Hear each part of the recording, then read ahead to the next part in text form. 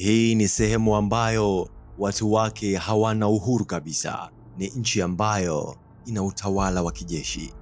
Endapo umetenda kosa la uasi katika nchi hiyo, baba na mama yako, watoto wako, pamoja na wewe, wote mtafungwa gerezani. Nchi hii inaitwa Korea Kaskazini, inayoongozwa na Kim Jong-un. Kuna mambo mengi sana ya kustaajabisha yanayoihusu nchi hii na historia yake kwa ujumla.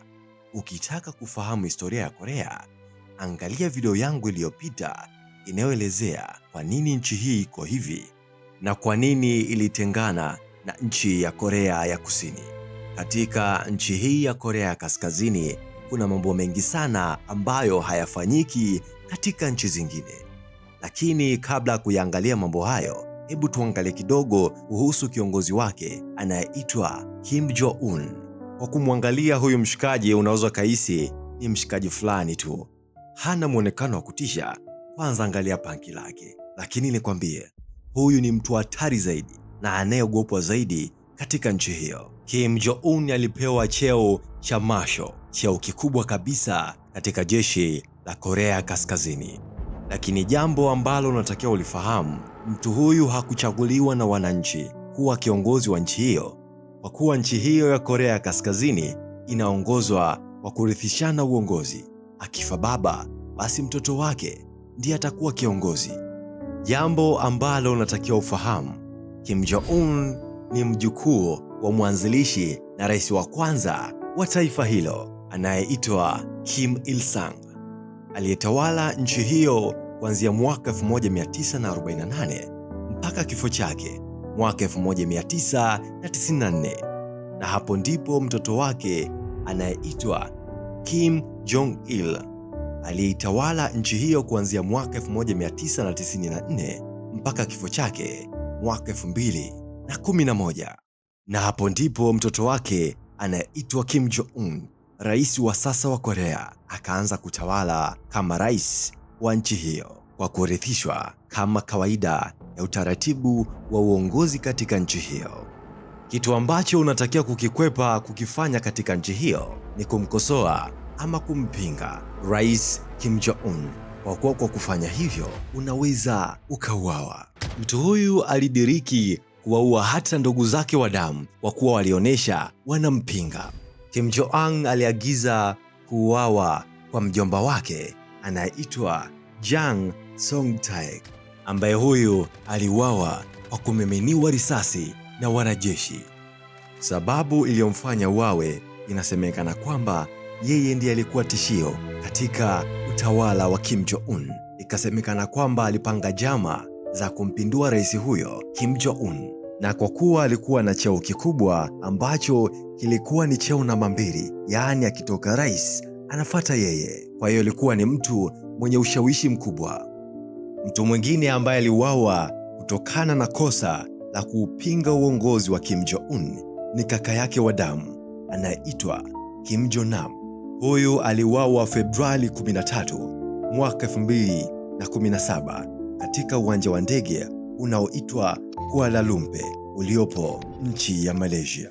Kim Jong-nam alionekana kama tishio dhidi ya utawala wa Kim Jong-un kwa kuwa alikuwa akikosoa vikali siasa za kurithishana uongozi na namna ya uongozi unavyofanyika katika nchi hiyo ya Korea Kaskazini.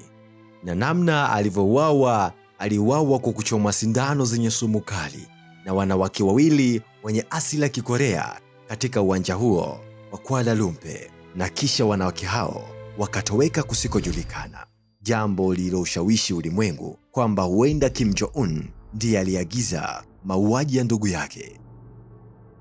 Zifuatazo ni sheria ambazo wananchi wa nchi hiyo Korea Kaskazini wanalazimika kuzifuata ili kuishi katika nchi hiyo. Namba 1. Katika nchi hiyo kuna mitindo ya nywele 28 ambayo wananchi wake wanatakiwa kuifuata. Uongozi wa nchi hiyo umeiweka sheria hii ili kuwazuia wananchi wa nchi hiyo kutofuata mitindo ya maisha kutoka nchi zingine. Wanawake katika nchi hiyo wanaruhusiwa kutengeneza mitindo ya nywele 18 na wanaume ni mitindo 10 tu ya nywele ambayo wanaruhusiwa kuinyoa. Lakini jambo la ajabu ni kwamba hakuna mtu yeyote anayeruhusiwa kunyoa mtindo wa Rais Kim Jong-un. Kwa hiyo kile kipanki ni kwa ajili ya rais peke yake, hatakiwi kufanana na mtu yeyote. Namba 2. Gereza la makosa ya kisiasa. Katika nchi hiyo ya Korea ya Kaskazini, kuna gereza ambalo watu hupelekwa wao na familia yao nzima.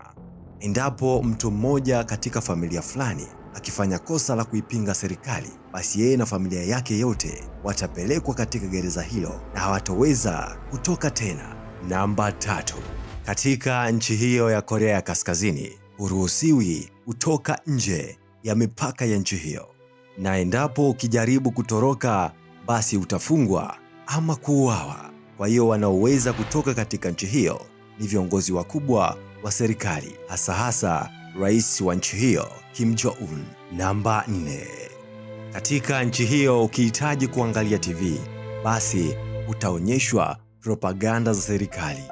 Kuna TV 3 zinazomilikiwa na serikali. Kwa hiyo katika vipindi vyake utaona nyimbo zinazomtukuza rais na vitu vinavyoisifia serikali. Kwa hiyo katika nchi hiyo huwezi kuangalia filamu za nje wala kujua habari zinazohusu vitu vya nje ya nchi hiyo. Kwa kusema hivyo, wananchi wake ni kama wapo shimoni, hawajui lolote kuhusu wewe na hawajui chochote kinachohusu nje ya mipaka ya nchi yao. Namba 5.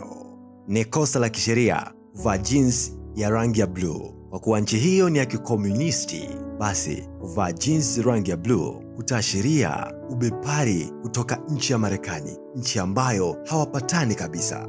Namba 6. Kulitumikia jeshi katika nchi ya Korea ni jambo la lazima kwa watu wote, haijalishi una jinsia gani. Wanawake watatakiwa kutumikia jeshi kwa miaka 7, huku wanaume watatakiwa kulitumikia jeshi kwa muda wa miaka 10. Namba 7. Mji mkuu wa nchi hiyo unaitwa Pyongyang. Lakini jambo la kushangaza na la ajabu, mtu ambaye huna pesa wala huna uwezo wala wewe siye kiongozi wa serikali, basi huruhusiwi kuishi wala kuutembelea mji huo. Namba 8. Katika kila nyumba ya mwananchi wa Korea Kaskazini ni lazima awe na picha ya marais wawili waliopita, Rais Kim Il-sung na Rais Kim Jong-il. Picha hizo zinatakiwa zibandikwe ukutani katika kila sehemu ya nyumba, sehemu ambayo inaonekana. Ni kosa kisheria kuzidharau picha hizo, na endapo umefanya hivyo, basi utapata adhabu kali. Picha hizo zinatakiwa ziheshimike na ziwekwe katika hali ya usafi wakati wote. Sasa endapo wewe ni mwananchi wa Korea, nyumba yako ukiwa inawaka moto, unatakiwa uziokoe kwanza picha hizo za marais waliopita, ndipo uokoe vitu vingine. Kuna mambo mengi sana ya kujifunza kuhusu nchi hii ya Korea ya Kaskazini, lakini haya ni machache tu kati ya mengi ambayo pengine ulikuwa uyafahamu. Huu ndio mwisho wa video yetu ya leo. Kama umeipenda video hii, tafadhali bonyeza alama ya like, lakini pia usisahau kuniachia maoni yako sehemu ya comment. Lakini pia usisahau kusubscribe chaneli hii kwa kubonyeza neno subscribe ili uwe wa kwanza kuzipata stori hizi pindi tu ninapoziachia. Asante.